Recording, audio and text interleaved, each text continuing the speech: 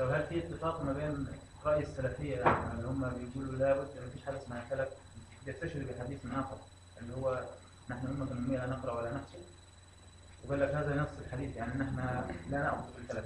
هذا الحديث حجة عليهم. لماذا؟ النبي صلى الله عليه وسلم يصف حال الأمة ولا ينكر الحساب ولا الكتاب.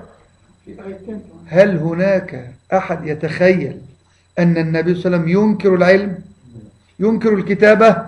كيف ينكر الكتابة وهو الذي أمر بتعليم أبناء المسلمين القراءة والكتاب؟ طيب هم يقولون نحن أمة أمية لا تكتب ولا تحسب، وبالتالي يرفضون الحساب. جيد. طيب لماذا لا ترفضون الكتابة؟ المفروض يعودون إلى الأمية بناء على هذا الحديث. يرفضون الكتابة بالكلية، ولا الكتابة لها حكم ولا حساب حكم؟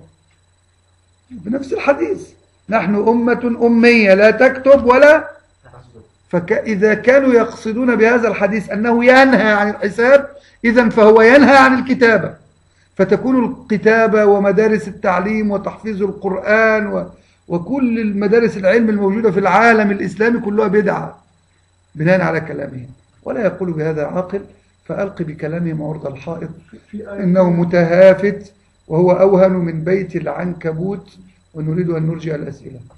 في آيتين، آية 6 بسورة يونس، والآية بسورة الإسراء تقول وجعلنا الليل والنهار آيتين ومحونا آية الليل وجعلنا تعلموا عدد السنين والحساب. يعني ما فيش نهي عن الحساب. لسه أوضح شوية يعني سورة يونس نفس الشيء فيها الله اسمه الحسيب. لتعلموا عدد السنين والحساب. كان المحاضرة بتاعت الشيخ البارح نعم هي كانت عن العلم، فهي بتجاوب على السؤال ده، فخلينا نحضر المحاضرة دي فخلينا بيجاوب متوفر، يعني هو اتكلم عن فضل العلم وحض الإسلام عن العلم، كانت موجودة. الله يبارك فيك. هو الموضوع أصلا الموضوع محسوم، لكن هم جمدوا على أقوال القدماء، والقدماء معذورون وكلامهم صحيح. كلامهم صحيح في عصرهم، أن الفلك في عصرهم كان يرتبط في أذانهم بالتنجيم وضرب الودع ومحاولة التنبؤ بالغيب، هذا هو الفلك.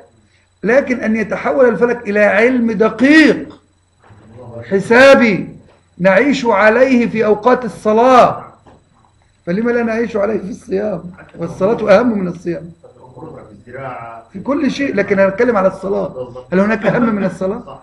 هل فيهم واحد ممن يرفض الحساب الفلكي في الصوم، هل فيهم واحد يخرج ليرى الشمس ويصلي عليها، أم يصلي على ما أنتجه علم الفلك؟ هناك من ينتظر صلاة الفجر حتى يميز الأبيض من الأسود. ده هذا بقى عقله. صلوا على سيدنا رسول الله.